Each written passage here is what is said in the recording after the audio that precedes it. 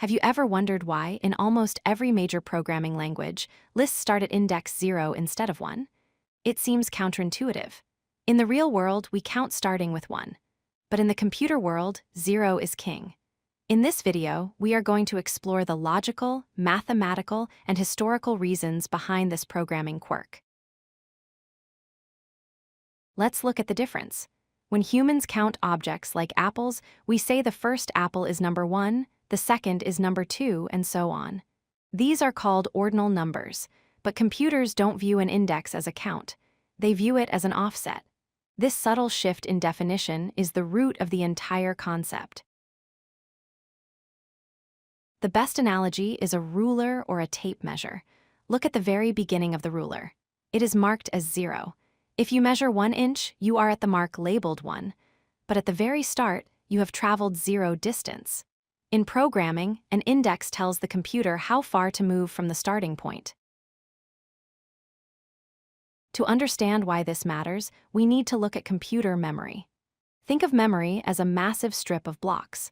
When you create a list or an array, the computer reserves a chunk of these blocks right next to each other. To find a specific item, the computer doesn't scan through the list. It calculates the exact memory address of that item. This is the formula the computer uses. The address equals the start address plus the index times the size of the item. This simple equation allows the processor to jump instantly to any item in a list, no matter how long the list is. Now, let's see what happens when we plug numbers into this formula. If we want the first item, and we use index 0, look at the math. The start address plus 0 times the size.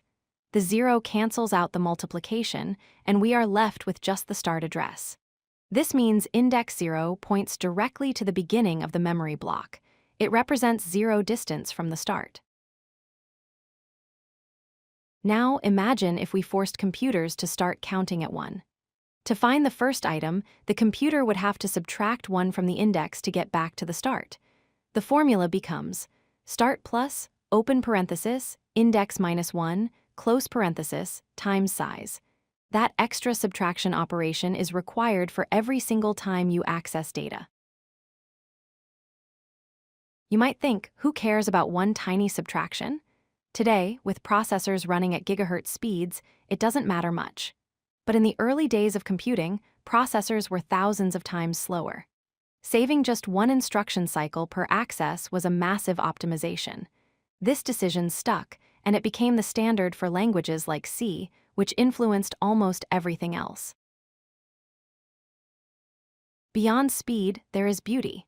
The famous computer scientist Dijkstra argued that zero-based indexing is mathematically superior. It allows us to use half-open intervals. For example, if you want a range of length 11, you can simply subtract the lower bound from the upper bound. It prevents off-by-one errors that plague one-based systems. So, to wrap up, computers count from 0 because an index is an offset, not a label.